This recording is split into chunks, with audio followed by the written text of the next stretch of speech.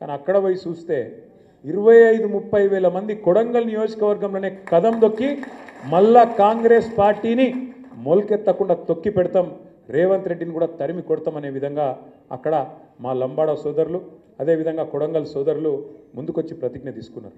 మరి రేవంత్ రెడ్డికే దిక్కు లేకపోతే మీ కడియం శ్రీహరి ఉంటాడా నేను అడుగుతా ఉన్నా. ఆయన పరిస్థితి ఏంటి అసలు? కడియం శ్రీహరి ఇలా పెద్ద పెద్ద మాటలు మాట్లాడతాడు, చూస్తే అప్పుడప్పుడు గమ్మత్ అనిపిస్తుంది. అది సామెతను శకునం చెప్పే బల్లి కుడితిలో పడ్డదని. అరే అసలు తెల్లారు లేస్తే నీతులు మాట్లాడతాడు, ఏదో పెద్ద పెద్ద నీతివంతమైన మాటలు. ఆయన ఒక్కడే మేధావి, ప్రపంచంలో లేడీ ఎవరికి తెలియలేదు, ఈయనకేమున్నది అన్నట్టు పోజులు కొడతాడు. మరి గన్ని శకునాలు చెప్పే పెద్ద మనిషి, గన్ని నీతివంతమైన డైలాగులు కొట్టే పెద్ద మనిషి ఏమన్నా ఇచ్చేస్తుంటే రాజీనామా చేసి ఎలక్షన్కి రా, దమ్ముంటే చూసుకుందాం రా. గన్పూర్లో దమ్ముంటే రా, పెద్ద పెద్ద మాటలు ఎందుకు? ఓ పెద్ద భీకరమైన డైలాగులు, బీభత్సమైన పోజులు. గాల్లె గెలుసుడు కాదు కదా. నిజంగానే నీ రేవంత్ రెడ్డికి నువ్వు చేరిన కాంగ్రెస్ పార్టీకి ఏమన్నా దమ్ముంది, ప్రజల ఆదరణ ఉంది అనుకుంటే రాజీనామా పెట్టు రా. ఒక్క కడియం శ్రీహరే కాదు, 10 మంది వాళ్ళు ఏమనుకుంటారో నాకు తెలియదు కానీ తప్పించుకోజాలరు. సుప్రీంకోర్టులో కొట్లాడుతున్నాం, తప్పకుండా న్యాయం జరుగుతుంది. 10 ఎలక్షన్లు కూడా ఉప ఎన్నికలు వస్తాయి, బరాబర్ గిరిగీసి కొట్లాడాలి, వీళ్ళ సంగతి ఏందో చూపెట్టాలి. దయచేసి నేను మిమ్మల్ని కోరేది ఒకటే, ప్రజలకు కూడా ఇప్పుడిప్పుడే అర్థమవుతున్నది, మోసపోయినామని అర్థమైంది. మనకు ఓటైన వాళ్ళు కూడా ఇప్పుడు బాధపడతాను. ఇక బయటికి చెప్పుకోలేరు ఇమ్మీడియట్గా, కానీ కొద్దిగా టైం పడుతుంది, కానీ బాధపడతాను. కానీ ఇది మంచిదే మనకు, ఇది ఖచ్చితంగా మన మంచికే. ఎందుకంటే ప్రజలకు కూడా తెలిసి రావాలి. అప్పుడప్పుడు గాడిదని చూస్తేనే గుర్రం విలువ తెలుస్తుంది, చీకటిని చూస్తేనే వెలుగు విలువ కూడా తెలుస్తుంది, రేవంత్ రెడ్డిని చూస్తేనే కేసీఆర్ విలువ కూడా ఇలా అర్థమవుతుంది. ఇది వాస్తవం. కేసీఆర్ ఉన్నప్పుడు మంచిగా బ్రహ్మాండంగా పడుతుండే, టంగు టింగు అనుకుంటా మంచిగా రైతు బంధు పడుతుండే. మరి ముఖ్యమంత్రి గారిగా సేమ్ టింగు టింగ్ అంటే బాగుండదు కదా, అందుకే ఏమనుకున్నాడు, టకీ టకీ అని మొదలుపెట్టి పడే టకీ టకీ పడుతున్నాయి. రైతు బంధు టకీ టకీ, రుణమాఫీ జరిగిందా టకీ టకీ, కళ్యాణ లక్ష్మి పడుతుందా టకీ టకీ, ఒక్కటన్నా ఏదన్నా టకీ టకీ ఒక్క కాడ మాత్రం పడుతుంది. ఎక్కడ?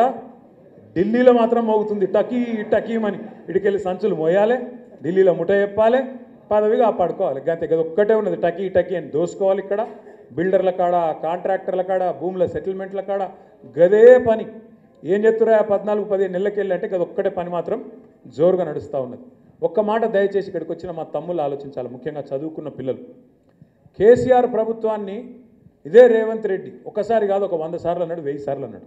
అప్పుల పాలు చేసిపోయినా ఆ రాష్ట్రాన్ని, అప్పుల పాలు చేసిండు, ఆగం చేసిండు, నాశనం చేసిండు అని మాట్లాడండి. మేము మొత్తం పురుజ లెక్క తీసి చెప్పినాం మొన్న అసెంబ్లీలో. ఏం చెప్పినాం? మొత్తం 10 ఏళ్ల కాలంలో తెలంగాణ వచ్చినాక కేసీఆర్ ప్రభుత్వం చేసిన అప్పు సంవత్సరానికి 41,000 కోట్లు, సంవత్సరానికి 41,000 కోట్లు. సరే, కేసీఆర్ ప్రభుత్వం అప్పు చేసింది.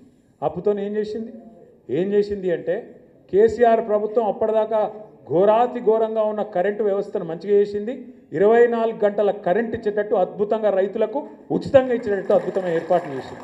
సబ్స్టేషన్ లేని కాడ సబ్స్టేషన్ కట్టినాం, లైన్లు వేయాల్సిన కాడ లైన్లు వేసినాం, పోల్స్ వేయాల్సిన కాడ పోల్స్ వేసినాం, ట్రాన్స్ఫార్మర్ పెట్టాల్సిన కాడ ట్రాన్స్ఫార్మర్ పెట్టినాం, కరెంటు బాగా చేసినాం. అద్భుతమైన ప్రాజెక్టు కాళేశ్వరం, మొత్తం భారతదేశంలో కాదు ప్రపంచంలో అతిపెద్ద lift irrigation project. Kaleshwaram project కట్టేందుకు అప్పు చేసినాం, భవిష్యత్తు మీద పెట్టుబడి పెట్టినాం. నల్లా నీళ్ళు లేని దుస్థితి, ఆడబిడ్డల నెత్తి మీద కుండ పెట్టుకొని బిందె పెట్టుకొని కిలోమీటర్లు పోయే అవస్థ ఏదైతుండేనో దాన్ని మిషన్ భగీరథతోని బ్రహ్మాండంగా మొత్తం తుడిచిపెట్టి శాశ్వతంగా ఇంటింటికి నల్లా పెట్టి నీళ్ళిచ్చిన ప్రభుత్వం కేసీఆర్ ప్రభుత్వం. 73,000 కోట్ల రూపాయలు, ఒకసారి కాదు, 2 సార్లు కాదు, 12 సార్లు 12 కాలాలు మీకు రైతు బంధు రూపంలో 73,000 కోట్ల రూపాయలు 70 లక్షల రైతుల ఖాతాల్లో టైంకు టంచన్గా వేసింది కేసీఆర్ ప్రభుత్వం. 28,000 కోట్ల రూపాయలతోని 2 సార్లు ₹1,00,000 దాకా రుణమాఫీ చేసింది కేసీఆర్ ప్రభుత్వం.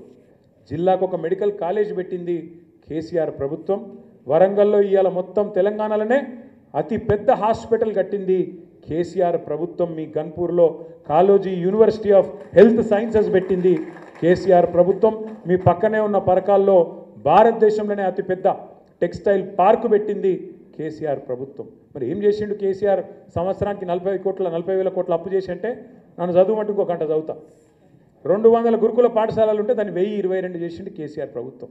మరి నేను అడుగుతున్నా రేవంత్ రెడ్డి గారు, ఆనాడు మిషన్ కాకతీయ ఇంకా చాలా ఒకటిగా అది చెప్పాలంటే చాలని ఆ రోజు అన్నవు నువ్వు కేసీఆర్ను 40,000 కోట్ల అప్పు చేసిండు సంవత్సరానికి అని అన్నవు. మరి ఇవాళ నీ ప్రభుత్వం వచ్చినాక 14 నెలల రేవంత్ రెడ్డి ప్రభుత్వం చేసిన అప్పు ఎంతో ఎరికేనా మీకు? 1,50,000 కోట్లు. 1,50,000 సంవత్సరానికి 40,000 కోట్లు అప్పు చేస్తేనేమో 40,000 తిట్లు తిట్టిరు.